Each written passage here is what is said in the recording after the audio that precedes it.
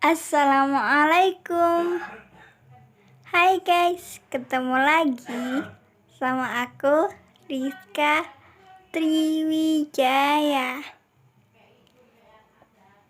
Oh iya guys, gimana kabar kalian? Aku harap semua dalam keadaan sehat walafiat ya. Amin. Oh iya guys, kali ini kita akan menyimak video lagi. Kalau kemarin kita menyimak video tentang drama dan penjelasannya, kali ini kita akan menyimak video tentang cerita rakyat. Cerita rakyat. Penasaran gak? Kalau kalian udah penasaran, yuk kita langsung aja ke videonya.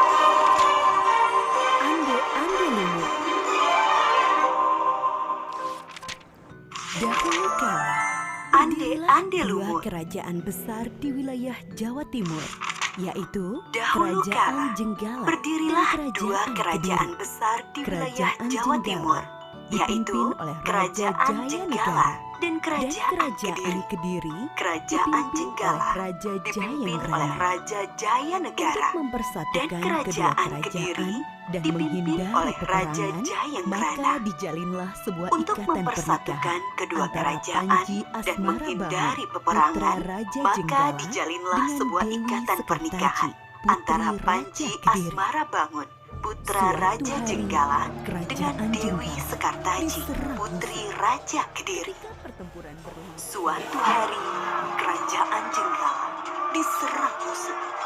Ketika pertempuran berlangsung, Dewi Sekartaji melarikan diri.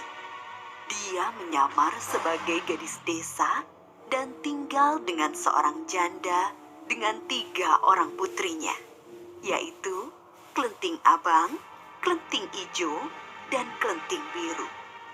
Dewi Sekartaji diangkat menjadi anak dan diberi nama Klenting Kuning. Namun Klenting Kuning tidak diperlakukan dengan baik. Setiap hari ia disuruh mengerjakan pekerjaan rumah seperti mencuci, memasak, dan membersihkan rumah. Ketiga kakak angkatnya sangat pemalas. Mereka bisanya hanya menyuruh saja. Klenting Kuning, cuci bajuku.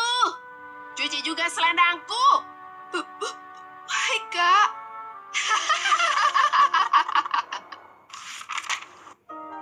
Kerajaan Jenggala telah kembali aman.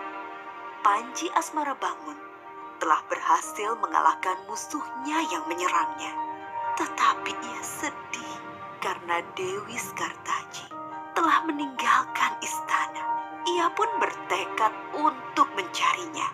Ia mengerahkan para pengawal untuk mencari keberadaan Dewi Sekartaji. Selang beberapa waktu, seorang pengawal mengabarkan ia bertemu seorang gadis yang mirip dengan Dewi Sekartaji di sebuah desa. Panji Asmara Bangun berangkat ke desa Dadapan. Desa itu berseberangan dengan desa di mana Klenting Kuning tinggal. Ia tinggal di rumah Mbok Randa. Ia menjadi anak angkat Mbok Randa dan menyamar sebagai ande-ande lumut yang sedang mencari jodoh. Berita tentang ande-ande lumut mencari jodoh segera tersebar. Klenting Abang, Klenting Ijo, dan Klenting Biru berdandan secantik-cantiknya untuk melamar ande-ande lumut. Tak lupa mereka memakai perhiasan dan pakaian yang bagus. Klenting Kuning, kamu tidak usah ikut melamar. Kamu di rumah saja. Pergilah ke sungai dan cuci semua pakaian kotor itu.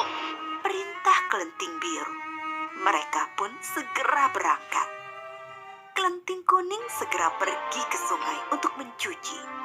Tiba-tiba datanglah seekor burung bangau dan memberinya sebuah cambuk. Pergilah melamar Ande-Ande Lumut agar kamu dapat bertemu dengan Panji Asmara Bangun. Dan bawalah cambuk ini. Kata sang bangau. Kelenting Kuning pun bergegas pergi ke desa Dadapan. Sementara itu, ibu dan ketiga kakak angkatnya sudah sampai di tepi sungai. Mereka bingung, tak ada satupun perahu yang tampak. Jembatan juga tak ada. Lalu, bagaimana mereka menyeberang? Sungai itu sangat luas, dalam, dan deras arusnya. Tiba-tiba, muncul seekor kepiting raksasa bernama Yuyu Kakak. Kepiting itu menawarkan diri untuk membantu menyeberangi sungai. Dengan syarat, mereka harus mencium Yuyu Kakak. Mereka menyanggupi persyaratan itu. Satu persatu, mereka naik ke punggung Yuyu Kakak untuk menyeberangi sungai. Beberapa saat kemudian, sampailah Kelenting Kuning di tepi sungai. Ia pun bertemu dengan Yuyu Kakak. Yuyu Kakak menawarkan jasa untuk menyeberangkan dengan syarat Kelenting Kuning harus menciumnya. Kelenting Kuning menolak syarat itu. Ia memaksa Yuyu Kakak untuk memberangkatkannya. Tanpa syarat itu, Yuyu Kakak tidak mau menyeberangkannya. Kesabaran Kelenting Kuning sudah habis. Ia mengeluarkan cambuk dan memukulkannya ke sungai. Seketika itu juga, air sungai surut. Yuyu Kakak ketakutan.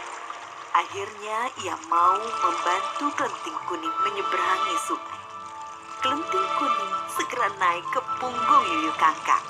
Dan sampailah ia ke seberang sungai. Ibu dan ketiga kakak angkatnya lebih dulu sampai di rumah Mbok Randa. Secara bergantian, Kelenting Abang, Kelenting Ijo, dan Kelenting Biru menunjukkan kecantikannya pada Ande-Ande Lumut. Tetapi tak satu pun dari mereka yang terpilih. Mereka telah mencium Yuyu Kakak. Beberapa saat kemudian, tibalah Kelenting Kuning di rumah Mbok Randa. Ande-Ande Lumut memilih Kelenting Kuning sebagai istrinya. Karena dia tahu bahwa Kelenting Kuning adalah Dewi Sekartaji. Dan dialah satu-satunya wanita yang tidak mencium Yuyu Kakak. Ande-Ande Lumut membongkar penyamarannya. Diceritakannya bahwa dirinya adalah Panji Asmara Bangun. Akhirnya Panji Asmara Bangun dan Dewi Sekartaji telah berkumpul kembali. Mereka mengajak Mbok Randa untuk tinggal di istana sebagai ucapan terima kasih. Mereka pun hidup bahagia.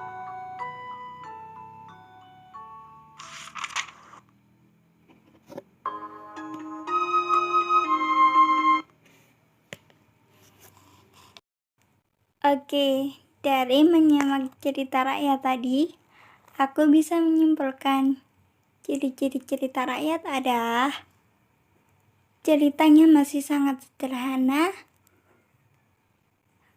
cenderung bersifat tradisional.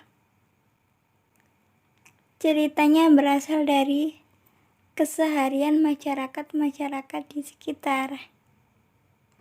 Dan biasanya bercerita tentang asal-usul suatu tempat, awal mula terjadinya sesuatu, dan lain-lain. Oke guys, segini dulu video dari aku. Nantikan video aku berikutnya. Jangan lupa like, comment, and subscribe.